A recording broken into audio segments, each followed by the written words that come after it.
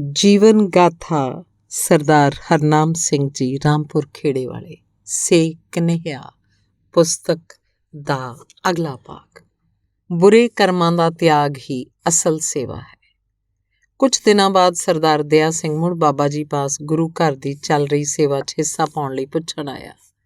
ਬਾਬਾ ਜੀ ਦੇ ਮਨ 'ਚ ਦਇਆ ਸਿੰਘ ਪ੍ਰਤੀ ਦਇਆ ਉਪਜੀ ਤੇ ਉਹਨੂੰ ਕਹਿਣ ਲੱਗੇ, ਦਇਆ ਸਿੰਘ ਜੇ ਮੰਨੇ ਤਾਂ ਸਾਡੀ ਤੇਰੇ ਅੱਗੇ ਬੜੀ ਨਿਮਰਤਾ ਨਾਲ ਬੇਨਤੀ ਹੈ। ਜੇ ਤੂੰ ਸਾਡੀ ਇਹ ਬੇਨਤੀ ਨੂੰ ਮੰਨ ਲਏ ਤਾਂ ਸਾਰੀ ਸੇਵਾ ਇਸ ਬਚਨ ਮੰਨਣ 'ਚ ਹੀ ਆ ਜਾਏਗੀ। ਦਇਆ ਸਿੰਘ ਨੇ ਸੋਚਿਆ ਕਿ ਪਹਿਲਾਂ ਇਹਨਾਂ ਨੇ ਇੱਟਾਂ ਲਿਆਉਣ ਲਈ ਕਿਹਾ ਸੀ, ਸੋ ਇੱਟਾਂ ਤਾਂ ਆ ਗਈਆਂ ਤੇ ਅੱਜ ਵੱਧ ਤੋਂ ਵੱਧ ਰੇਤਾ ਢੋਣ ਜਾਂ ਸੀਮੈਂਟ ਆਦਿ ਲਿਆਉਣ ਲਈ ਕਹਿਣਗੇ। ਸੋ ਅੱਜ ਜਿਹੜੀ ਵੀ ਸੇਵਾ ਕਰਨ ਲਈ ਆਪ ਕਹਿਣਗੇ ਹੁਣ ਨਾ ਨਹੀਂ ਕਰਨੀ। ਇਹ ਸੋਚ ਕੇ ਹਾਂ ਕਰ ਦਿੱਤੀ ਕਿ ਬਾਬਾ ਜੀ ਜੋ ਤੁਸੀਂ ਸੇਵਾ ਕਰਨ ਲਈ ਕਹੋਗੇ ਮੈਂ ਜ਼ਰੂਰ ਕਰਾਂਗਾ। ਅਜੇ ਖੇਤ ਵੀ ਗਿੱਲੇ ਆ, ਹੋਰ ਕੋਈ ਕੰਮਕਾਰ ਵੀ ਨਹੀਂ ਹੈ। ਰੱਬ ਨੇ ਸਾਰੀ ਤਰ੍ਹਾਂ ਨਾਲ ਵਿਹਲਾ ਕਰ ਦਿੱਤਾ ਹੈ। ਆਪ ਜੀ ਮੁਸਕਰਾਏ ਤੇ ਬਚਨ ਕੀਤਾ ਕਿ ਇਸ ਸੇਵਾ ਦਾ ਬਾਹਰਲੇ ਗਿੱਲੇ ਸੁੱਕੇ ਖੇਤਾਂ ਨਾਲ ਸੰਬੰਧ ਨਹੀਂ। ਇਸ ਸੇਵਾ ਦਾ ਸੰਬੰਧ ਤੇਰੇ ਹਿਰਦੇ ਰੂਪੀ ਖੇਤ ਨਾਲ ਹੈ, ਜਿਸ ਵਿੱਚ ਤੂੰ ਨਾਮ ਦਾ ਬੀਜ ਪਾਉਣਾ ਹੈ। ਉਹ ਜੇ ਬੰਜਰ ਤੇ ਸੁੱਕਾ ਪਿਆ ਹੈ, ਉਹਨੂੰ ਸਵਾਰਨ ਲਈ ਜੋ ਤੂੰ ਸ਼ਰਾਬ ਪੀਂਦਾ ਹੈ, ਇੱਕ ਤਾਂ ਉਹ ਛੱਡ ਦੇ, ਦੂਜੇ ਸ਼ਰਾਬ ਛੱਡਣ ਉਪਰੰਤ ਕੁਝ ਸਮਾਂ ਤਿਆਰੀ ਕਰਕੇ ਅੰਮ੍ਰਿਤ ਛਕ ਲੈ। ਇਹ ਸੇਵਾ ਜੇ ਬਚਨ ਮੰਨ ਕੇ ਕਰ ਲਏ ਤਾਂ ਬਾਹਰੀ ਸਾਰੀਆਂ ਸੇਵਾਵਾਂ ਵਿੱਚ ਹੀ ਆ ਜਾਣਗੀਆਂ। ਦਇਆ ਸਿੰਘ ਇਹ ਅਨੋਖੀ ਸੇਵਾ ਦਾ ਹੁਕਮ ਸੁਣ ਕੇ ਕੁਝ ਚਿਰ ਲਈ ਚੁੱਪ ਹੋ ਗਿਆ। ਉਹਦੀ ਚੁੱਪ ਵੇਖ ਕੇ ਬਾਬਾ ਜੀ ਨੇ ਕਿਹਾ ਕਿ ਤੈਂ ਆਪ ਹੀ ਤਾਂ ਸੇਵਾ ਪੁੱਛੀ ਸੀ, ਸੋ ਤਕੜਾ ਹੋ, ਇਸ ਸੇਵਾ ਨੂੰ ਕਰ ਲੈ। ਦਇਆ ਸਿੰਘ ਨੇ ਚੁੱਪ ਤੋੜੀ ਤੇ ਆਪਣੀ ਸੋਚ ਮੁਤਾਬਕ ਕਹਿਣ ਲੱਗਾ, ਮਹਾਰਾਜ ਇਹ ਸੇਵਾ ਤਾਂ ਤੁਹਾਡੇ ਹੀ ਕਰਨ ਵਾਲੀ ਹੈ। ਅਸੀਂ ਜੱਟਾਂ ਦੇ ਪੁੱਤ ਹਾਂ। ਜੱਟ ਤੇ ਸ਼ਰਾਬ ਦਾ 9 ਮਾਸ ਦਾ ਰਿਸ਼ਤਾ ਹੈ। ਉਹ ਜੱਟ ਦਾ ਪੁੱਤ ਕਾਹਦਾ ਜੇ ਸ਼ਰਾਬ ਨਾ ਪੀਵੇ। ਦੂਜੇ ਜੇ ਤੁਸੀਂ ਅੰਮ੍ਰਿਤ ਛਕਣ ਲਈ ਕਹਿੰਦੇ ਹੋ, ਇਹਨਾਂ ਬੰਧਨਾਂ 'ਚ ਅਸੀਂ ਲੋਕ ਨਹੀਂ ਬੱਝ ਸਕਦੇ। ਅਸੀਂ ਤਾਂ ਖੁੱਲ੍ਹੇ ਖਲਾਸੇ ਰਹਿਣ ਦੇ ਆਦੀ ਹਾਂ ਤੇ ਦਿਨ ਰਾਤ ਮਿੱਟੀ ਨਾਲ ਮਿੱਟੀ ਹੋਏ ਰਹੀਦਾ ਤੇ ਇਹਨਾਂ ਕਕਾਰਾਂ ਨੂੰ ਕੌਣ ਸੰਭੂਗਾ। ਬਾਬਾ ਜੀ ਨੇ ਉੱਤਰ ਦਿੱਤਾ ਕਿ ਵੇਖ ਦਇਆ ਸਿੰਘ, ਤੇਰੇ ਦੂਸਰੇ 4 ਭਰਾਵਾਂ ਨੇ ਅੰਮ੍ਰਿਤ ਛਕਿਆ ਹੋਇਆ, ਉਹ ਵੀ ਤੇਰੇ ਭਰਾ ਹੀ ਹੈ। ਉਹਨਾਂ ਦੇ ਨਾਂ ਨਾਲ ਕਿਤੇ ਜੱਟਪੁਣਾ ਲੈ ਤਾਂ ਨਹੀਂ ਗਿਆ। ਉਹ ਵੀ ਸਾਰਾ ਦਿਨ ਤੇਰੇ ਨਾਲ ਹੀ ਖੇਤਾਂ 'ਚ ਕੰਮ ਕਰਦੇ ਆ ਤੇ ਪੂਰੀ ਰਹਿਤ ਵੀ ਰੱਖਦੇ ਆ। ਉਹਨਾਂ ਨੇ ਤਾਂ ਕਦੇ ਗਿਲਾ ਨਹੀਂ ਕੀਤਾ ਕਿ ਕਕਾਰ ਸਾਡੇ ਕੰਮਕਾਰ 'ਚ ਕਿਸੇ ਤਰ੍ਹਾਂ ਦੀ ਰੁਕਾਵਟ ਪਾਉਂਦੇ ਆ ਤੇ ਤੂੰ ਐਵੇਂ ਨਾ ਬਹਾਨੇਬਾਜ਼ੀ ਕਰ।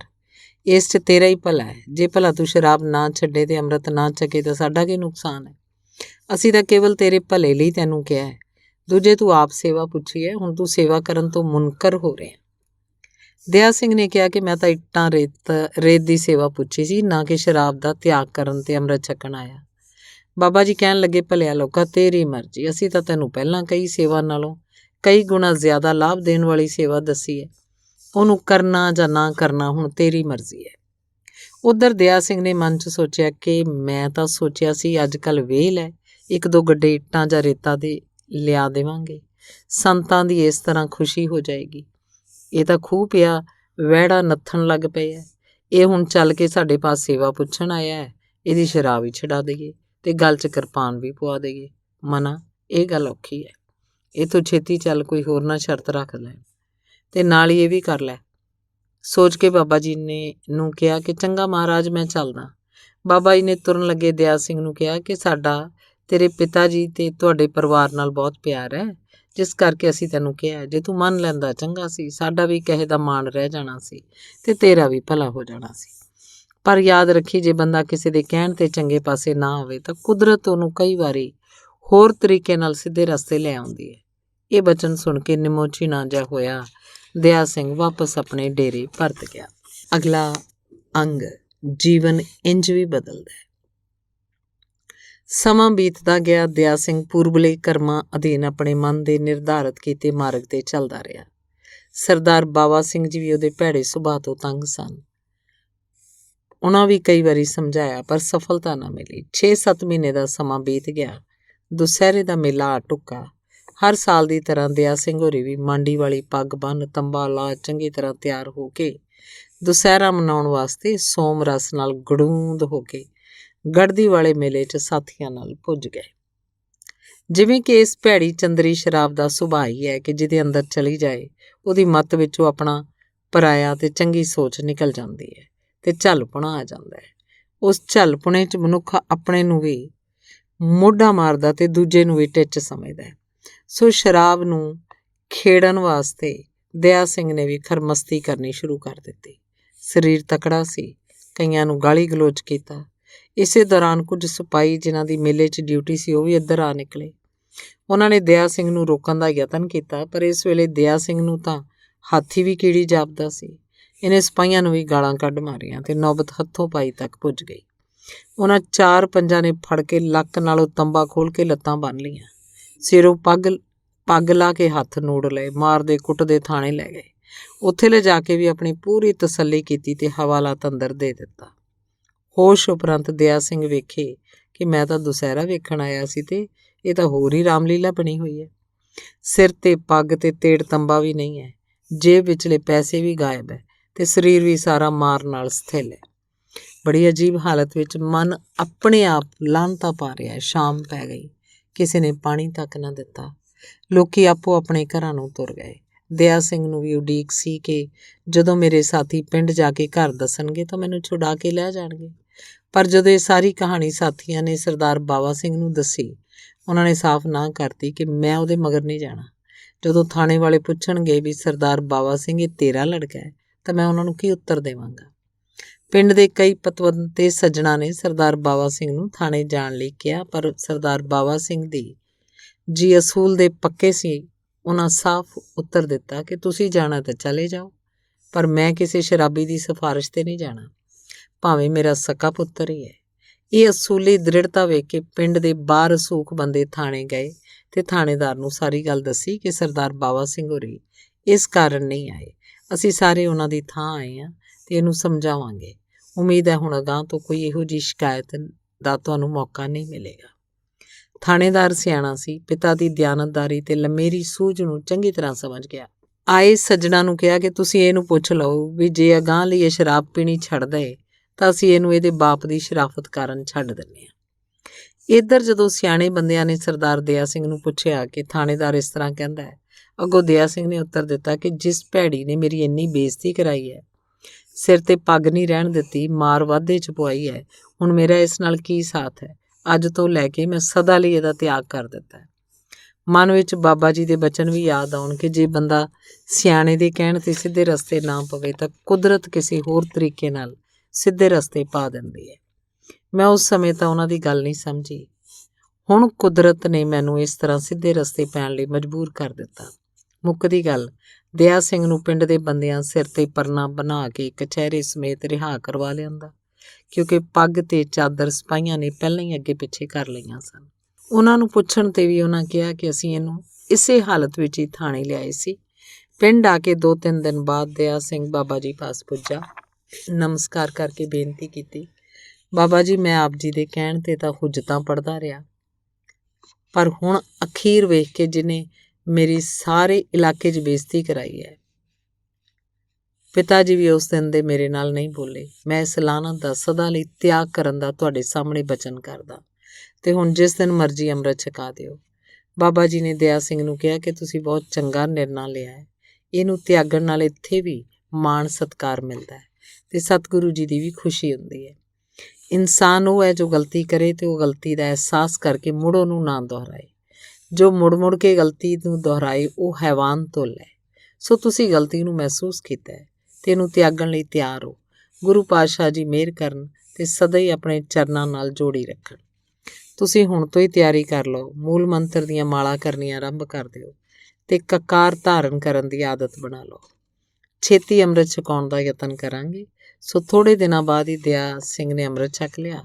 ਰਹਿਣੀ ਤੇ ਰਹਿਤ ਵਿੱਚ ਪਰਪੱਕ ਜੀਵਨ ਬਤੀਤ ਕਰਨ ਲੱਗ ਪਏ ਤੇ ਤੁਰਦੇ ਫਿਰਦੇ ਮੂਲ ਮੰਤਰ ਦਾ ਜਾਪ ਨਿਰੰਤਰ ਜਾਰੀ ਰੱਖਦੇ। ਜ਼ਿਮੀਂਦਾਰੇ ਦਾ ਕਾਰੋਬਾਰ ਆਰੰਭ ਕਰਨ ਤੋਂ ਪਹਿਲਾਂ ਸ੍ਰੀ ਗੁਰੂ ਗ੍ਰੰਥ ਸਾਹਿਬ ਜੀ ਨੂੰ ਨਮਸਕਾਰ ਕਰਕੇ ਫਿਰ ਸੰਸਾਰਕ ਕੰਮਾਂ 'ਚ ਸ਼ਾਮਲ ਹੁੰਦੇ। ਪਛਤਾਵਾ ਤਾਂ ਨਿਗੁਰੇ ਤੁਰ ਜਾਣਦਾ ਹੈ। ਜਿਉਂ-ਜਿਉਂ ਮੂਲ ਮੰਤਰ ਤੇ ਗੁਰਮੰਤਰ ਦੇ ਜਾਪ 'ਚ ਵਾਧਾ ਕੀਤਾ, ਆਤਮਿਕ ਅਵਸਥਾ ਉਚੇਰੀ ਹੁੰਦੀ ਗਈ। ਪਿਛਲੇ ਸਾਲ ਹੀ ਇਹਨਾਂ ਦੇ ਸਭ ਤੋਂ ਛੋਟੇ ਭਰਾ, ਜਿਨ੍ਹਾਂ ਦਾ ਨਾਂ ਸਰਦਾਰ ਚੰਨਣ ਸਿੰਘ ਸੀ, ਜੋ ਬਾਰਡਰ ਸਿਕਿਉਰਿਟੀ ਫੋਰਸ ਵਿੱਚ ਨੌਕਰੀ ਕਰਦੇ ਸੀ, ਸ੍ਰੀਨਗਰ ਵਿਖੇ ਡਿਊਟੀ 'ਤੇ ਤਾਇਨਾਤ ਅਕਾਲ ਚਲਾਣਾ ਕਰ ਗਏ। ਉਹਨਾਂ ਦਾ ਸਰੀਰ ਪਿੰਡ ਲਿਆ ਕੇ ਸੰਸਕਾਰ ਕੀਤਾ। ਸੰਸਕਾਰ ਤੋਂ ਪਿੱਛੋਂ ਮੈਂ ਵੀ 3-4 ਗੁਰਸਿੱਖਾਂ ਨਾਲ ਸਰਦਾਰ ਦਇਆ ਸਿੰਘ ਪਾਸ ਅਫਸੋਸ ਕਰਨ ਗਿਆ। ਥੋੜ੍ਹਾ ਸਮਾਂ ਅਫਸੋਸ ਕਰਨ ਉਪਰੰਤ ਭਾਈ ਦਇਆ ਸਿੰਘ ਨੇ ਅਫਸੋਸ ਦੀ ਗੱਲ ਟੁੱਕਦਿਆਂ ਕਿਹਾ, ਜੋ ਵੀ ਇਸ ਸੰਸਾਰ 'ਤੇ ਆਇਆ ਉਹਨੇ ਅਵਸ਼ ਇੱਥੋਂ ਜਾਣਾ ਹੀ ਹੈ। ਸਾਡੇ ਦੇਖਦਿਆਂ ਦੇਖਦਿਆਂ ਕੀਤੀ ਚੱਲ ਗਈ ਹੈ।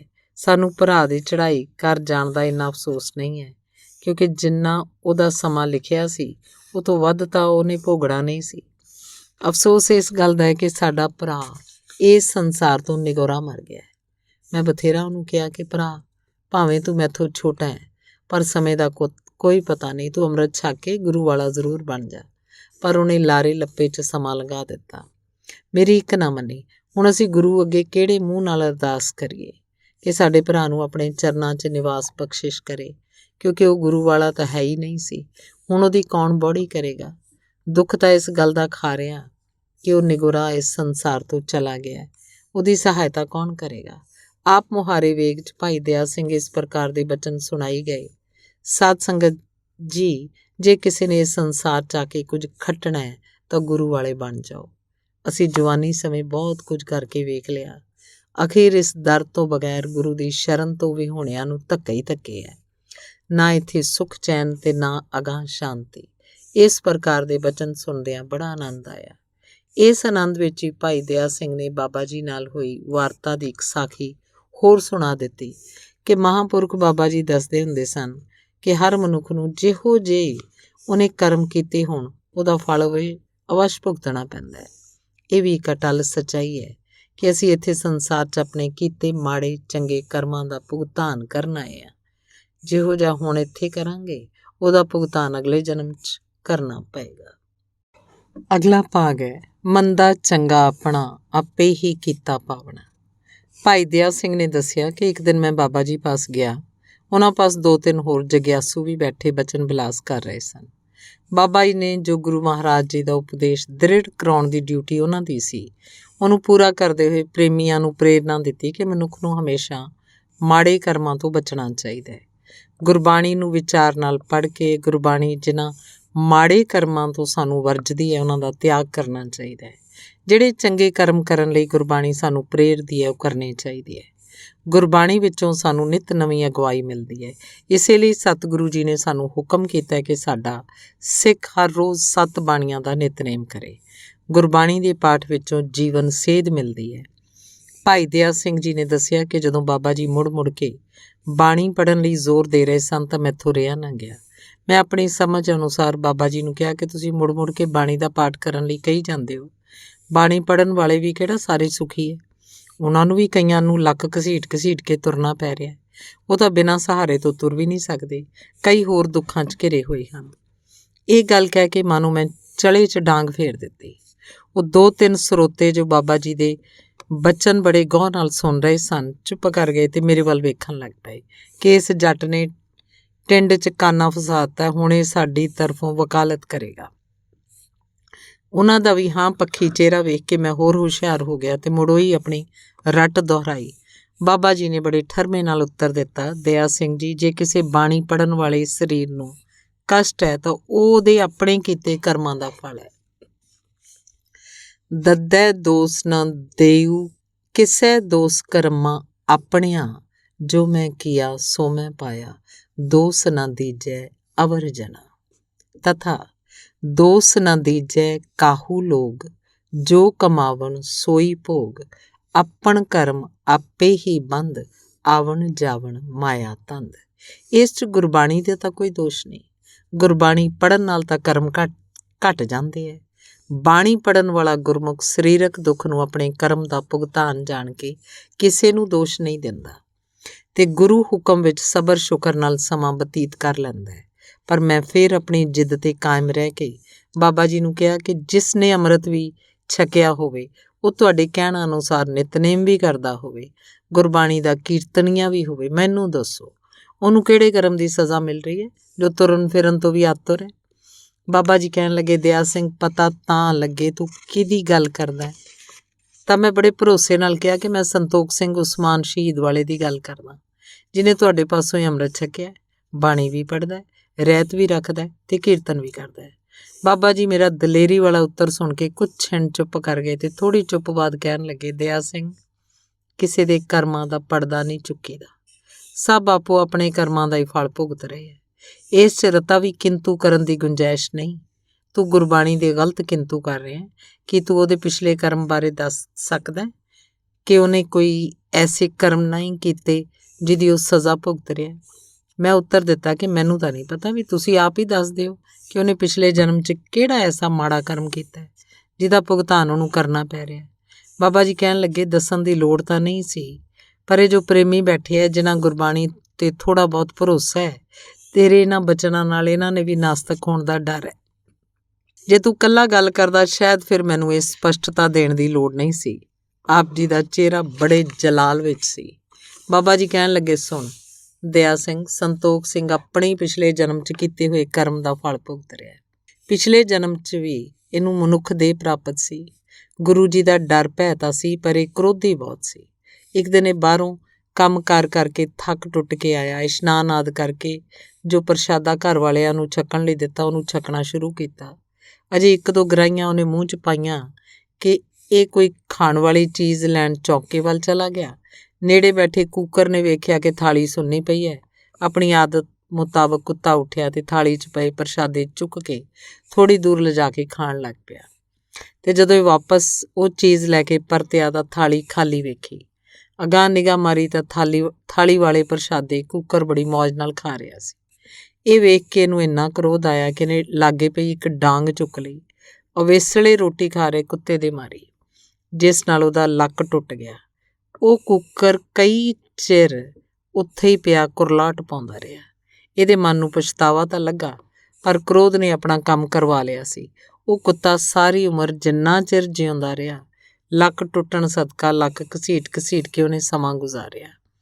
ਮੋਰਲੀਆਂ ਲੱਤਾਂ ਆਸਰੇ ਹੀ ਸਾਰਾ ਜੀਵਨ ਬਤੀਤ ਕੀਤਾ। ਹੁਣ ਜੇ ਉਸ ਵੇਲੇ ਇਹ ਸੰਜਮ ਤੇ ਸਬਰ ਤੋਂ ਕੰਮ ਲੈਂਦਾ, ਵਿਚਾਰ ਲੈਂਦਾ ਕਿ ਉਹ ਪ੍ਰਸ਼ਾਦੇ ਜੋ ਕੁੱਤਾ ਲੈ ਗਿਆ ਹੈ ਮੇਰੇ ਖਾਣ ਦੇ ਤਾਂ ਰਹੇ ਨਹੀਂ, ਤੇ ਨਾ ਹੀ ਇਹਨੂੰ ਮਾਰਨ ਨਾਲ ਮੁੜ ਸੁੱਚੇ ਹੋ ਜਾਣੇ ਹੈ, ਇਹ ਇਹਦੇ ਭਾਗਾਂ ਦੇ ਲਿਖੇ ਹੋਣੇ ਆ। ਸੋਚ ਵਿਚਾਰ ਕਰ ਲੈਂਦਾ ਤਾਂ ਕਰਮ ਤੋਂ ਬਚ ਜਾਣਾ ਸੀ। ਕਰਮ ਕਰਨ ਲੱਗਿਆ ਤਾਂ ਜਰਾ ਵੀ ਸੋਚ ਵਿਚਾਰ ਤੋਂ ਕੰਮ ਨਹੀਂ ਲਿਆ, ਤੇ ਜੇ ਹੁਣ ਉਸ ਕੀਤੇ ਕਰਮ ਦਾ ਭੁਗਤਾਨ ਕਰਨਾ ਪੈ ਰਿਹਾ ਤਾਂ ਤੇਰੇ ਵਰਗੇ ਕਿੰਤੂ ਪਰੰਤੂ ਕਰ ਰਹੀ ਹੈ। ਭਾਵੇਂ ਸੰਤੋਖ ਸਿੰਘ ਛੋਟੀ ਉਮਰ 'ਚ ਹੀ ਸੰਤੋਖ ਸਿੰਘ ਦੀਆਂ ਪੋਲੀਓ ਦੀ ਬਿਮਾਰੀ ਨਾਲ ਲੱਤਾਂ ਸੁੱਕ ਗਈਆਂ ਸੀ। ਔਖ ਨਾਲ ਤੁਰਦਾ ਹੈ, ਪਰ ਗੁਰਬਾਣੀ ਪੜ੍ਹਨ ਸੁਣਨ ਸਦਕਾ ਗੁਰੂ ਓਟ ਆਸਰੇ ਇਹ ਦੁੱਖ ਉਹਨੂੰ ਬਹੁਤਾ ਦੁਖਦਾਈ ਨਹੀਂ ਭਾਸਦਾ। ਸਬਰ ਸੰਤੋਖ ਨਾਲ ਦਿਨ ਕੱਟ ਰਿਹਾ। ਇਹ ਗੁਰਬਾਣੀ ਦੀ ਹੀ ਬਰਕਤ ਹੈ। ਜੇ ਉਹ ਗੁਰਬਾਣੀ ਤੋਂ ਦੂਰ ਹੁੰਦਾ ਤਾਂ ਸਬਰ ਸ਼ੁਕਰ ਦੀ ਥਾਂ ਪਰਮੇਸ਼ਰ ਨੂੰ ਉਲਾਮੇ ਮਾਰਦਿਆਂ ਝੋਰੇ 'ਚ ਸਮਾਂ ਬਤੀਤ ਹੋਣਾ ਸੀ। ਇਸੇ ਲਈ ਗੁਰਦੇਵ ਪੰਜਵੇਂ ਪਾਤਸ਼ਾਹ ਜੀ ਨੇ ਗੁਰਬਾਣੀ 'ਚ ਹੁਕਮ ਦਿੱਤਾ ਹੈ, ਨਹਿ ਬਿਲੰਬ ਧਰਮੰ ਬਿਲੰਬ ਪਾਪੰ। ਪਾਪ ਕਰਨ ਤੋਂ ਪਹਿਲਾਂ ਦੇਰ ਕਰਨੀ ਚਾਹੀਦੀ ਹੈ। ਉਸ ਪਾਪ ਕਰਮ ਦੇ ਮਿਲਣ ਵਾਲੇ ਫਲ ਪ੍ਰਤੀ ਸੋਚਣਾ ਚਾਹੀਦਾ ਹੈ। ਕਈ ਵਾਰੀ ਦੇਰ ਕਰਨ ਨਾਲ ਪਾਪ ਕਰਨ ਦਾ ਸਮਾਂ ਟਲ ਜਾਂਦਾ ਹੈ। ਦਇਆ ਸਿੰਘ ਨੇ ਦੱਸਿਆ ਕਿ ਜਦੋਂ ਬਾਬਾ ਜੀ ਨੇ ਸਾਰੀ ਵਾਰਤਾ ਸੰਤੋਖ ਸਿੰਘ ਦੇ ਪਿਛਲੇ ਜਨਮ ਦੀ ਦੱਸੀ ਤਾਂ ਸਾਡੇ ਵੀ ਰੌਂਗਟੇ ਖੜੇ ਹੋ ਗਏ। ਹੋਰ ਕਿੰਤੂ ਕਰਨ ਦੀ ਜ਼ਰੂਰਤ ਨਾ ਰਹੀ। ਮਨ 'ਚ ਮਾੜੇ ਕਰਮ ਤੋਂ ਸੰਕੋਚ ਕਰਨ ਲਈ ਇੱਕ ਲਗਾਤਾਰ ਸੋਚ ਚੱਲ ਪਈ। ਉਹ ਪਹਿਲੇ ਪ੍ਰੇਮੀ ਤੇ ਮੈਂ ਵੀ ਪੱਥਰ ਦੀ ਮੂਰਤ ਵਾਂਗ ਹੁਣ ਬਾਬਾ ਜੀ ਦੇ ਬਚਨ ਸੁਣ ਰਹੇ ਸੀ। ਬਾਬਾ ਜੀ ਨੇ ਹੋਰ ਵਿਸਥਾਰ ਨਾਲ ਸਾਡੇ ਹੋਰ ਸ਼ੰਕੇ ਜੋ ਮਨ ਦੇ ਕਿਸੇ ਕੋਨੇ 'ਚ ਪਏ ਸਨ, ਗੁਰਬਾਣੀ ਦੀਆਂ ਪੰਕਤੀਆਂ ਰਾਹੀਂ ਦੂਰ ਕਰ ਦਿੱਤੇ। ਮੈਨੂੰ ਬਹੁਤੀ ਬਾਣੀ ਤਾਂ ਯਾਦ ਨਹੀਂ, ਪਰ ਜਪਜੀ ਸਾਹਿਬ ਦੀ ਪੌੜੀ ਵੀ ਬਾਬਾ ਜੀ ਨੇ ਪੜ੍ਹੀ ਕਿ ਉਸ ਵਿੱਚ ਗੁਰੂ ਨਾਨਕ ਦੇਵ ਜੀ ਨੇ ਲਿਖਿਆ ਕਿ ਜਿਹੋ ਜਿਹਾ ਮਨੁੱਖ ਇਸ ਸਰੀਰ ਨਾਲ ਬੀਜਦਾ ਹੈ, ਭਾਵ ਕਰਮ ਕਰਦਾ ਹੈ, ਉਹਨੂੰ ਉਹੋ ਜਿਹਾ ਹੀ ਉਹਦਾ ਫਲ ਖਾਣਾ ਪੈਂਦਾ ਹੈ, ਭਾਵ ਉਹਦਾ ਫਲ ਭੁਗਤਣਾ ਪੈਂਦਾ ਹੈ। ਆਪੇ ਬੀਜ ਆਪੇ ਹੀ ਖਾਹੋ ਤਥਾ ਜਿਹਾ ਬੀਜੈ ਸੋ ਲੁਣੈ ਕਰਮਾ ਸੰਦੜਾ ਖੇਤ। ਇਸ ਸਰੀਰ ਰੂਪੀ ਖੇਤ 'ਚ ਤੁਸੀਂ ਜਿਹੋ ਜਿਹਾ ਕਰਮ ਕਰੋਗੇ ਉਹਦਾ ਫਲ ਵੀ ਉਸੇ ਅਨੁਸਾਰ ਭੁਗਤਣਾ ਪਏਗਾ। ਇਹ ਜੋ ਸਰੀਰ ਵੀ ਸਾਨੂੰ ਪਰਮੇਸ਼ਰ ਨੇ ਦਿੱਤੇ ਹੈ, ਇਹ ਵੀ ਕਰਮਾਂ ਕਰਕੇ ਹੀ ਮਿਲੇ ਹੈ। ਕਿਸੇ ਦਾ ਸੋਹਣਾ ਅਰੋਗ ਸੁਡੌਲ ਸਰੀਰ ਹੈ, ਕਿਸੇ ਦਾ ਕਰੂਪ ਕੋਝਾ, ਕੋਈ ਅੰਗਹੀਣ ਹੈ, ਕੋਈ ਮਤਹੀਣ ਹੈ। ਇਹ ਸਭ ਪੂਰਬਲੇ ਕੀਤੇ ਕਰਮਾਂ ਅਨੁਸਾਰ ਹੀ ਚੱਲ ਰਿਹਾ। ਸਤਿਗੁਰੂ ਨਾਨਕ ਪਾਤਸ਼ਾਹ ਜੀ ਨੇ ਤਾਂ ਜਪਜੀ ਸਾਹਿਬ ਦੀ ਚੌਥੀ ਪੌੜੀ ਦੇ ਅਖੀਰ 'ਚ ਬੜਾ ਸਪਸ਼ਟ ਲਿਖਿਆ ਹੈ ਕਿ ਕਰਮੀ ਆਵੈ ਕੱਪੜਾ ਨਦਰੀ ਮੋਖ ਦੁਆਰ। ਕਰਮਾਂ ਕਰਕੇ ਸਰੀਰ ਰੂਪੀ ਪੁਸ਼ਾਕਾ ਮਿਲਦਾ ਹੈ। ਪਰਮੇਸ਼ਰ ਦੀ ਰਹਿਮਤ ਤੇ ਨਜ਼ਰ ਨਾਲ ਬੰਦ ਖਲਾਸੀ ਹੋ ਜਾਂਦੀ ਹੈ। ਜੇ ਹੋਰ ਕਰਮਾਂ ਪ੍ਰਤੀ ਸ਼ੰਕਾ ਨਿਵਰਤ ਕਰਨਾ ਹੈ ਤਾਂ ਧਨਾਸਰੀ ਰਾਗ 'ਚ ਭਗਤ ਤ੍ਰਿਲੋਚਨ ਜੀ ਦਾ ਸ਼ਬਦ ਪੜ੍ਹ ਲੈਣਾ, ਨਾਰਾਇਣ ਨਿੰਦਸ ਕਾਈ ਭੂਲੀ ਗਵਾਰੀ ਦੁਕ੍ਰਿਤ ਸੁਕ੍ਰਿਤ ਥਾਰੋ ਕਰਮਰੀ। ਧਨਾਸਰੀ ਤ੍ਰਿਲੋਚਨ ਜੀ ਪੰਨਾ 695। ਪਰਮੇਸ਼ਰ ਦੇ ਦਰ ਵਿੱਚ ਤਾਂ ਗੁਰੂ ਹੁਕਮ ਅਨੁਸਾਰ ਮੰਦਾ ਚੰਗਾ ਆਪਣਾ ਆਪੇ ਹੀ ਕੀਤਾ ਪਾਵਣਾ ਤਥਾ ਫਲ ਤੇ ਵੇਹੋ ਪਾਈਐ ਜੇ ਵੇਹੀ ਕਾਰ ਕਮਾਈਐ। ਇਸ ਸਰੀਰ ਨਾਲ ਜੋ ਕੁਝ ਮਾੜੇ ਚੰਗੇ ਮਨੁੱਖ ਕਰਮ ਕਰਦਾ ਹੈ ਉਹਦਾ ਫਲ ਅਵਸ਼ ਉਹਨੂੰ ਭੁਗਤਣਾ ਹੀ ਪੈਂਦਾ ਹੈ। ਕਰਮ ਧਰਤੀ ਸਰੀਰ ਜੁਗ ਅੰਤਰ ਜੋ ਬੋਵੈ ਸੋ ਖਾਤ। ਪਰਮੇਸ਼ਰ ਨੇ ਮਨੁੱਖ ਨੂੰ ਕਰਮ ਕਰਨ ਦੀ ਸੁਤੰਤਰਤਾ ਦਿੱਤੀ ਹੋਈ ਹੈ, ਪਰ ਕੀਤੇ ਹੋਏ ਕਰਮਾਂ ਦੇ ਫਲ ਨੂੰ ਭੋਗਣ ਲਈ ਮਨੁੱਖ ਪਰਾਤੰਤਰ ਹੈ। ਸੋ ਇਸ ਲਈ ਕੋਈ ਵੀ ਕਰਮ ਕਰਨਾ ਹੋਵੇ ਪਹਿਲਾਂ ਉਹਦੇ ਮਿਲਣ ਵਾਲੇ ਫਲ ਦਾ ਲੇਖਾ ਜੋਖਾ ਅਵਸ਼ ਕਰ ਲੈਣਾ ਚਾਹੀਦਾ ਹੈ। ਗੁਰਬਾਣੀ 'ਚ ਤ੍ਰੈਕਾਲ ਸੱਚਾਈ ਦਰਸਾਈ ਹੋਈ ਹੈ। ਗੁਰੂ ਬਾਣੀ ਦੇ ਨਾਮ ਸਿਮਰਨ ਕੀਤੇ ਮਾੜੇ ਕਰਮਾਂ ਦੇ ਫਲ ਨੂੰ ਘਟਾ ਜ਼ਰੂਰ ਦਿੰਦਾ ਹੈ। ਇਸ ਵਿੱਚ ਰੰਚਕ ਮਾਤਰ ਵੀ ਕੋਈ ਸ਼ੱਕ ਜਾਂ ਦੁਬਿਧਾ ਦੀ ਗੁੰਜਾਇਸ਼ ਨਹੀਂ। ਘੋਰ ਦੁੱਖੰ ਅਨਿਕ ਹੱਤੰ ਜਨਮ ਦਰਿਦ੍ਰੰ ਮਹਾਬਿਖਾਦੰ ਮਿਟੰਤ ਸਗਲ ਸਿਮਰੰਤ ਹਰ ਨਾਮ ਨਾਨਕ ਜੈਸੇ ਪਾਵਕ ਕਾਸ਼ਟ ਭਸਮੰ ਕਰੋਤ। ਅਗਲਾ ਭਾਗ ਹੈ ਸੰਕਲਪਾਂ ਨੂੰ ਤਿਆਗਣ ਵਿੱਚ ਹੀ ਲਾਭ ਹੈ। ਸਰਦਾਰ ਹਰੀ ਸਿੰਘ ਪੁੱਤਰ ਸਰਦਾਰ ਡੋਗਰ ਸਿੰਘ ਪਿੰਡ ਗੋਂਦਪੁਰ ਨਿਵਾਸੀ ਏਅਰ ਫੋਰਸ 'ਚ ਨੌਕਰੀ ਕਰਦੇ ਸਨ। ਜੁਲਾਈ 1975 ਈਸਵੀ 'ਚ ਥੋੜ੍ਹੇ ਦਿਨਾਂ ਦੀ ਛੁੱਟੀ ਲੈ ਕੇ ਪਰਿਵਾਰ ਨੂੰ ਮਿਲਣ ਵਾਸਤੇ ਆਪਣੇ ਪਿੰਡ ਗੋਂਦਪੁਰ ਆਏ। ਜਿਵੇਂ ਕਿ ਹਰ ਇੱਕ ਗੁਰਸਿੱਖ ਨੂੰ ਆਪਣੀ ਕਮਾਈ 'ਚੋਂ ਗੁਰੂ ਨਿਮਿਤ ਦਸਵੰਧ ਕੱਢਣ ਦਾ ਹੁਕਮ ਹੈ, ਆਪ ਜੀ ਪਾਸ ਵੀ ਦਸਵੰਧ ਦੀ ਕੁਝ ਮਾਇਆ ਇਕੱਤਰ ਹੋਈ ਪਈ ਸੀ। ਆਪ ਦੇ ਮਨ 'ਚ ਵਿਚਾਰ ਬਣਿਆ ਕਿ ਰਾਮਪੁਰ ਖੇੜੇ ਗੁਰੂ ਘਰ ਦੀ ਸੇਵਾ ਚੱਲ ਰਹੀ ਹੈ, ਇਹ ਗੁਰੂ ਕੀ ਮਾਇਆ ਗੁਰੂ ਘਰ ਦੀ ਉਸਾਰੀ 'ਚ ਸਫਲੀ ਕਰੀਏ। ਆਪ ਜੀ ਦੇ ਖੇਤ ਵੀ ਗੁਰਦੁਆਰਾ ਸਾਹਿਬ ਜੀ ਦੇ ਨਜ਼ਦੀਕ ਹੀ ਸਨ। ਆਪ ਜੀ ਦਸਵੰਧ ਦੀ ਮਾਇਆ ਲੈ ਕੇ ਆਪਣੇ ਖੇਤਾਂ ਵਿੱਚ ਦੀ ਫੇਰਾ ਮਾਰਦੇ ਹੋਏ ਗੁਰਦੁਆਰਾ ਸਾਹਿਬ ਪੁੱਜ ਗਏ ਤੇ ਸੇਵਾਦਾਰ ਭਾਈ ਅਮਰ ਸਿੰਘ ਜੀ ਨੂੰ ਆਪ ਜੀ ਨੇ ਬਾਬਾ ਜੀ ਪਰਥਾਏ ਪੁੱਛਿਆ ਕਿ ਬਾਬਾ ਜੀ ਕਿੱਥੇ ਹਨ, ਮੈਂ ਉਹਨਾਂ ਨੂੰ ਜ਼ਰੂਰੀ ਮਿਲਣਾ ਹੈ। ਭਾਈ ਅਮਰ ਸਿੰਘ ਨੇ ਉੱਤਰ ਦਿੱਤਾ ਕਿ ਬਾਬਾ ਜੀ ਤਾਂ ਜਲ ਪਾਣੀ ਛੱਕ ਕੇ ਹਰ ਰੋਜ਼ ਦੀ ਤਰ੍ਹਾਂ ਸਿਮਰਨ ਭਜਨ ਦੇ ਨਿਯਮ 'ਚ ਬੈਠ ਗਏ ਹਨ ਤੇ ਉਹਨਾਂ ਨੇ ਦੁਪਹਿਰ ਦੇ 1 ਵਜੇ ਦੇ ਕਰੀਬ ਬਾਹਰ ਨਿਕਲਣਾ ਹੈ। ਸਰਦਾਰ ਹਰੀ ਸਿੰਘ ਨੇ ਦੱਸਿਆ ਕਿ ਭਾਈ ਅਮਰ ਸਿੰਘ ਪਾਸੋਂ ਇਹ ਬਚਨ ਸੁਣ ਕੇ ਮੈਂ ਕਾਫੀ ਮਾਯੂਸ ਹੋਇਆ ਤੇ ਮਨ 'ਚ ਕੋਈ ਉਤਰਾ ਚੜਾਉਣੇ ਸ਼ੁਰੂ ਹੋ ਗਏ ਕਿ ਮੈਂ ਜਲਦੀ ਵਾਪਸ ਵੀ ਜਾਣਾ ਹੈ। ਇੰਨਾ ਸਮਾਂ ਮੈਂ ਉਡੀਕ ਵੀ ਨਹੀਂ ਸਕਦਾ ਕਿਉਂਕਿ 1-2 ਥਾਂ ਹੋਰ ਜਾਣਾ ਹੈ, ਬਾਬਾ ਜੀ ਦੇ ਦਰਸ਼ਨ ਵੀ ਜ਼ਰੂਰ ਕਰਨੇ ਹੈ ਤੇ ਨਾਲੇ ਦਸਵੰਧ ਦੀ ਮਾਇਆ ਵੀ ਭੇਟ ਕਰਨੀ ਹੈ। ਤੇ ਜੇ ਮੈਂ 1 ਵਜੇ ਤੱਕ ਬਾਬਾ ਜੀ ਨੂੰ ਉਡੀਕਾਂ ਤਾਂ 2 ਥਾਈਂ ਹੋਰ ਜਾ ਕੇ ਸ਼ਾਮ ਤੱਕ ਘਰ ਵਾਪਸ ਪੁੱਜਣਾ ਕਠਿਨ ਹੈ, ਕਿਉਂਕਿ ਵਾਪਸ ਜਾਣ ਦੀ ਸਾਰੀ ਤਿਆਰੀ ਅਜੇ ਕਰਨੀ ਹੈ ਤੇ ਸਵੇਰੇ ਪਹਿਲੀ ਬੱਸ ਫੜਨੀ ਹੈ। ਇਹਨਾਂ ਵਿਚਾਰਾਂ ਦੀ ਉਧੇੜ ਬੁਣ ਪਿੱਛੋਂ ਆਪਨੇ ਭਾਈ ਅਮਰ ਸਿੰਘ ਨੂੰ ਫੇਰ ਕਿਹਾ ਕਿ ਤੁਸੀਂ ਬਾਬਾ ਜੀ ਨੂੰ ਆਵਾਜ਼ ਮਾਰ ਕੇ ਬੂਹਾ ਖਲਵਾ ਦਿਓ। ਭਾਈ ਅਮਰ ਸਿੰਘ ਨੇ ਉੱਤਰ ਦਿੱਤਾ ਕਿ ਭਾਵੇਂ ਕਿੰਨਾ ਵੀ ਜ਼ਰੂਰੀ ਕੰਮ ਹੋਵੇ, ਅਸੀਂ ਬਾਬਾ ਜੀ ਦੇ ਨਿਯਤ ਕੀਤੇ ਗਏ ਪ੍ਰੋਗਰਾਮ 'ਚ ਦਖਲ ਨਹੀਂ ਦੇਈਦਾ, ਨਾ ਹੀ ਉਹ ਆਪਣਾ ਨਿਯਮ ਪੂਰੇ ਕੀਤੇ ਤੋਂ ਬਿਨਾਂ ਬਾਹਰ ਆਉਂਦੇ ਹੈ। ਸੋ ਆਪ ਜੀ ਠਹਿਰ ਜਾਓ, ਜਲ ਪਾਣੀ ਛਕੋ, 2 ਘੰਟੇ ਦਾ ਸਮਾਂ ਬਾਕੀ ਰਹਿ ਗਿਆ ਹੈ, ਉਡੀਕ ਕਰ ਲਓ ਜਾਂ ਫਿਰ ਮੁੜ ਵਾਪਸ ਆ ਜਾਣਾ। ਸਰਦਾਰ ਹਰੀ ਸਿੰਘ ਨੇ ਆਪਣੀ ਮਜਬੂਰੀ ਦੱਸੀ ਤੇ ਬਾਹਰੋਂ ਹੀ ਨਮਸਕਾਰ ਕਰ ਫਤਿਹ ਬੁਲਾ ਕੇ ਥੋੜ੍ਹੀ ਦੂਰ ਉਸ ਖੇਤ 'ਚ ਚਲੇ ਗਏ ਜਿੱਥੇ ਭਾਈ ਸੁਰਜੀਤ ਸਿੰਘ ਖੇਤ ਵਿੱਚ ਕਮਾਦ ਨੂੰ ਗੋਡੀ ਕਰ ਰਹੇ ਸੀ। ਸੁਰਜੀਤ ਸਿੰਘ ਜੀ ਨੂੰ ਵੀ ਸਰਦਾਰ ਹਰੀ ਸਿੰਘ ਨੇ ਆਪਣੇ ਮਨ ਵਿਚਲੀ ਗੱਲ ਦੁਹਰਾਈ, ਆਪਣੀ ਮਜਬੂਰੀ ਦੱਸੀ ਕਿ ਮੁੜ ਕੇ ਪਤਾ ਨਹੀਂ ਕਿੰਨੇ ਮਹੀਨਿਆਂ ਪਿੱਛੋਂ ਛੁੱਟੀ ਮਿਲਣੀ ਹੈ। ਮੇਰੇ ਪਾਸ ਦਿਨ ਵੀ ਅੱਜ ਦਾ ਹੀ ਹੈ ਤੇ ਰੁਝੇਵੇਂ ਵੀ ਅਜੇ ਕਾਫੀ ਹੈ, ਮੈਂ ਬਾਬਾ ਜੀ ਨੂੰ ਮਿਲਣਾ ਵੀ ਜ਼ਰੂਰੀ ਹੈ। ਸਰਦਾਰ ਸੁਰਜੀਤ ਸਿੰਘ ਹੋਰਾਂ ਵੀ ਇਹੀ ਉੱਤਰ ਦਿੱਤਾ ਕਿ ਅਸੀਂ ਮਹਾਂਪੁਰਖਾਂ ਦੇ ਚੱਲ ਰਹੇ ਸਿਮਰਨ ਭਜਨ 'ਚ ਵਿਘਨ ਨਹੀਂ ਪਾ ਸਕਦੇ, ਕਿਉਂਕਿ ਪਤਾ ਨਹੀਂ ਇਸ ਵੇਲੇ ਸਿਮਰਨ 'ਚ ਲੀਨ ਉਹਨਾਂ ਦੀ ਸੁਰਤ ਕਿਹੜੀ ਉੱਚੀ ਅਵਸਥਾ 'ਚ ਵਿਚਰ ਰਹੀ ਹੋਵੇ। ਅਸੀਂ ਆਪਣੀ ਗਰਜ ਦੀ ਖਾਤਰ ਆਵਾਜ਼ ਮਾਰ ਕੇ ਉਹਨਾਂ ਦੀ ਸੁਰਤ ਨੂੰ ਉਖੇੜ ਕੇ ਪਾਪ ਦੇ ਭਾਗੀ ਨਹੀਂ ਬਣਨਾ। ਇਹਨਾਂ ਪਾਸੋਂ ਵੀ ਨਾਂ ਦਾ ਉੱਤਰ ਸੁਣ ਕੇ ਇੱਕ ਮਨ ਵਾਪਸ ਜਾਣ ਲਈ ਕਹੇ, ਦੂਜਾ ਮਨ ਠਹਿਰ ਕੇ ਉਡੀਕ ਕਰਨ ਲਈ ਸਲਾਹ ਦੇਵੇ। ਸਰਦਾਰ ਹਰੀ ਸਿੰਘ ਮੁੜ ਗੁਰਦੁਆਰਾ ਸਾਹਿਬ ਵਿਖੇ ਆ ਗਏ ਤੇ ਮੁੜ ਮਨ 'ਚ ਪਹਿਲੀਆਂ ਵਿਚਾਰਾਂ ਹੀ ਚੱਲੀ ਜਾਣ। ਮਨ 'ਚ ਇਹ ਵੀ ਪ੍ਰਬਲ ਇੱਛਾ ਸੀ ਕਿ ਬਾਬਾ ਜੀ ਜਾਣੇ ਜਾਣ ਹਨ, ਮੇਰੀ ਮਜਬੂਰੀ ਨੂੰ ਸਮਝਦੇ ਹੋਣਗੇ, ਕਿਰਪਾ ਕਰਕੇ ਛੰਨ ਦਾ ਬੂਹਾ ਖੋਲ੍ਹ ਦੇਣ ਤਾਂ ਚੰਗਾ ਹੈ, ਮੈਂ ਦਸਵੰਧ ਦੀ ਮਾਇਆ ਵੀ ਦੇ ਜਾਵਾਂ ਤੇ ਨਾਲੇ ਮੈਨੂੰ ਦਰਸ਼ਨ ਹੋ ਜਾਣਗੇ। ਇਹਨਾਂ ਵਿਚਾਰਾਂ 'ਚ ਘਿਰੇ ਹੋਏ ਆਪ ਜੀ ਹੇਠਾਂ ਗੁਰਦੁਆਰੇ ਦੇ ਵਰਾਂਡੇ 'ਚ ਬੈਠੇ ਸੀ। ਅਚਾਨਕ ਬਾਬਾ ਜੀ ਦੀ ਛੰਨ ਵਾਲੇ ਕਮਰੇ ਦਾ ਦਰਵਾਜ਼ਾ ਖੁੱਲ੍ਹਣ ਦੀ ਆਵਾਜ਼ ਆਈ, ਜੋ ਹਰੀ ਸਿੰਘ ਨੇ ਵੀ ਸੁਣ ਲਈ। ਬਾਬਾ ਜੀ ਕਮਰੇ 'ਚੋਂ ਬਾਹਰ ਆ ਕੇ ਹੇਠਾਂ ਵੱਲ ਵੇਖਣ ਲੱਗੇ। ਅੱਗੋਂ ਭਾਈ ਹਰੀ ਸਿੰਘ ਨੇ ਆਪ ਜੀ ਨੂੰ ਫਤਿਹ ਬੁਲਾਈ ਤੇ ਦਸਵੰਧ ਦੀ ਮਾਇਆ ਗੁਰਦੁਆਰਾ ਸਾਹਿਬ ਲਈ ਭੇਟਾ ਕੀਤੀ। ਆਪ ਜੀ ਨੇ ਉੱਥੇ ਖੜੇ ਗੁਰੂ ਚਰਨਾਂ ਦਾ ਧਿਆਨ ਕਰਕੇ ਦਸਵੰਧ ਦੀ ਮਾਇਆ ਦੀ ਅਰਦਾਸ ਕਰ ਦਿੱਤੀ ਤੇ ਬੜੇ ਪ੍ਰੇਮ ਨਾਲ ਸਰਦਾਰ ਹਰੀ ਸਿੰਘ ਨੂੰ ਅੰਦਰ ਆਪਣੀ ਛੰਨ 'ਚ ਲੈ ਗਏ। ਹਰੀ ਸਿੰਘ ਨੂੰ ਸੰਬੋਧਨ ਕਰਕੇ ਆਪ ਜੀ ਨੇ ਕਿਹਾ ਕਿ ਦੇਖੋ ਹਰੀ ਸਿੰਘ ਜੀ, ਅਸੀਂ ਗੁਰੂ ਮੇਹਰ ਨਾਲ ਬੜੇ ਆਨੰਦੀ ਰਸ 'ਚ ਸਿਮਰਨ ਲੀਨ ਸਾਂ, ਪਰ ਜਦੋਂ ਦੇ ਤੁਸੀਂ ਆਏ ਹੋ ਤੁਹਾਡੀ ਦਸਵੰਧ ਦੀ ਮਾਇਆ ਦੇਣ ਦੀ ਭਾਵਨਾ ਤੇ ਵਾਪਸ ਜਾਣ ਦੀ ਕਾਹਲੀ ਕਾਰਨ ਤੁਹਾਡੇ ਮਨ ਦੀਆਂ ਭਾਵਨਾਵਾਂ ਸਾਡੇ ਸਿਮਰਨ 'ਚ ਵਿਘਨਕਾਰੀ ਬਣ ਰਹੀਆਂ ਸਨ। ਯਤਨ ਕਰਨ ਤੇ ਵੀ ਸਾਡੀ ਸੁਰਤ ਉੱਤੇ ਤੁਹਾਡੇ ਕਾਹਲੇਪਨ ਦੀ ਭਾਵਨੀ ਦਾ ਅਸਰ ਪੈਂਦਾ ਰਿਹਾ, ਜਿਸ ਕਾਰਨ ਸਾਨੂੰ ਸਿਮਰਨ ਦਾ ਨਿਯਮ ਵਿੱਚੇ ਛੱਡ ਕੇ ਬੂਹਾ ਖੋਲ੍ਹਣਾ ਪਿਆ। ਉਂਝ ਜੇ ਆਪਾਂ ਵਿਚਾਰ ਕਰੀਏ, ਮਾਇਆ ਗੁਰੂ ਕੇ ਦਸਵੰਧ ਦੀ ਸੀ। ਜੇ ਤੁਸੀਂ ਗੁਰੂ ਚਰਨਾਂ 'ਚ ਗੁਰੂ ਗੋਲਕ ਨੂੰ ਅਰਪਣ ਕਰ ਦਿੰਦੇ, ਸਤਿਗੁਰੂ ਜੀ ਤਾਂ ਜਾਣੀ ਜਾਣ ਹਨ, ਉਹ ਤਾਂ ਘਟ ਕੇ ਅੰਤਰ ਕੀ ਜਾਣਤ, ਤੇ ਸਤਿਗੁਰੂ ਜੀ ਤਾਂ ਬਿਨ ਬੋਲਿਆਂ ਸਭ ਕੁਝ ਜਾਣਦੇ ਆ।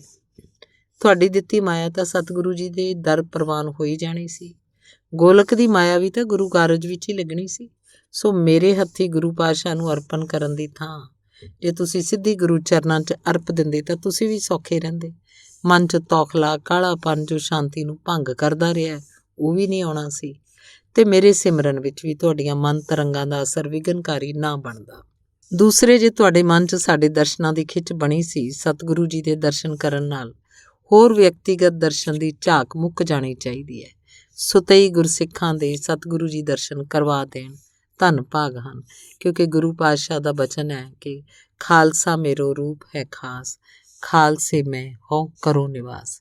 ਸੋ ਜੇ ਖਾਲਸੇ 'ਚ ਨਿਵਾਸ ਕਰਨ ਵਾਲੇ ਗੁਰੂ ਦੇ ਦਰਸ਼ਨ ਹੋ ਗਏ, ਖਾਲਸੇ ਦੇ ਦਰਸ਼ਨਾਂ ਦਾ ਫਲ ਇਸੇ 'ਚ ਆ ਜਾਣਾ ਹੈ। ਤੀਸਰੇ, ਜਦੋਂ ਵੀ ਗੁਰੂ ਚਰਨਾਂ 'ਚ ਜਾਣਾ ਹੋਵੇ, ਕਾਲਾਪਨ ਘਰ ਹੀ ਛੱਡ ਕੇ ਆਉਣਾ ਚਾਹੀਦਾ ਹੈ, ਕਿਉਂਕਿ ਰਸ ਦਾ ਤੇ ਕਾਲੇਪਨ ਦਾ ਆਪਸੀ ਜੋੜ ਕੋਈ ਨਹੀਂ ਹੈ। ਜਿੱਥੇ ਕਾਲਾਪਨ, ਤੌਖਲਾ, ਚਿੰਤਾ, ਉੱਥੇ ਰਸ ਕਿੱਥੇ। ਜਿੰਨਾ ਸਮਾਂ ਵੀ ਗੁਰੂ ਦਰ 'ਚ ਜਾਣ ਲਈ ਸਤਿਗੁਰੂ ਦੀ ਬਖਸ਼ਿਸ਼ ਕਰਨ, ਸੰਸਾਰਿਕ ਕੰਮਾਂ 'ਚ ਦੀਆਂ ਸੋਚਾਂ, ਫਿਕਰ, ਚਿੰਤਾ, ਕਾਲਾਪਨ, ਇਹਨਾਂ ਨੂੰ ਛੱਡ ਦੇਣਾ ਹੀ ਯੋਗ ਹੈ। ਇਸੇ ਤਰ੍ਹਾਂ ਵਧੇਰੇ ਲਾਹਾ ਪ੍ਰਾਪਤ ਹੁੰਦਾ ਹੈ। ਚੌਥੇ, ਮਨ 'ਚ ਕਿਸੇ ਦੀ ਪ੍ਰੀਖਿਆ ਲੈਣ ਦੀ ਧਾਰਨਾ ਵੀ ਬਣਾ ਕੇ ਨਹੀਂ ਆਉਣਾ ਚਾਹੀਦਾ ਕਿ ਅੰਤਰਜਾਮੀ ਹੋਣਗੇ ਤਾਂ ਆਪੇ ਬੁਲਾ ਲੈਣਗੇ। ਇਹ ਲਾਹੇਵੰਦਾ ਵਿਚਾਰ ਨਹੀਂ ਹੈ। ਕਿਸੇ ਨੂੰ ਗੁਰੂ ਪਾਤਸ਼ਾਹ ਅੰਤਰਜਾਮਤਾ ਦੇ ਦੇਣ ਜਾਂ ਨਾ ਦੇਣ, ਇਹ ਕਿਸੇ ਦੀ ਆਤਮਿਕ ਉੱਚਤਾ ਨੂੰ ਮਾਪਣ ਦਾ ਕੋਈ ਪੈਮਾਨਾ ਨਹੀਂ ਹੈ। ਇਹ ਸਭ ਦਾਤਾਂ ਤਾਂ ਗੁਰੂ ਜੀ ਦੀਆਂ ਹਨ। ਗੁਰਸਿੱਖ ਦਾ ਕੰਮ ਹੈ ਨਾਮ 'ਚ ਲੱਗੇ ਰਹਿਣਾ, ਉਸ 'ਚ ਢਿੱਲ ਨਾ ਵਰਤੇ। ਬਾਕੀ ਸਭ ਅਵਸਥਾਵਾਂ ਗੁਰੂ ਜੀ ਦੇ ਹੱਥ ਹਨ। ਹਰੀ ਸਿੰਘ ਜੀ, ਜੋ ਹੋ ਗਿਆ ਸੋ ਵਾਹ, ਸਾਨੂੰ ਤੁਹਾਡੇ ਗੁਰਸਿੱਖਾਂ ਦੇ ਦਰਸ਼ਨ ਹੋ ਗਏ। ਅਗਾਂਹ ਲਈ ਇਹਨਾਂ ਛੋਟੀਆਂ ਗੱਲਾਂ ਦਾ ਖਿਆਲ ਰੱਖਣਾ ਚਾਹੀਏ। ਦੇਖਣ ਨੂੰ ਤਾਂ ਭਾਵੇਂ ਮਾਮੂਲੀ ਹੈ, ਪਰ ਅਸਰ ਇਹਨਾਂ ਦਾ ਵਧੇਰੇ ਹੈ। ਭਾਈ ਹਰੀ ਸਿੰਘ ਜੀ ਨੇ ਆਪ ਜੀ ਦੇ ਚਰਨਾਂ ਨੂੰ ਮਨ 'ਚ ਥਾਂ ਦਿੱਤੀ ਤੇ ਮਨ 'ਚ ਪਛਤਾਵਾ ਕਰਕੇ ਖਿਮਾ ਮੰਗੀ। ਧੰਨਵਾਦ।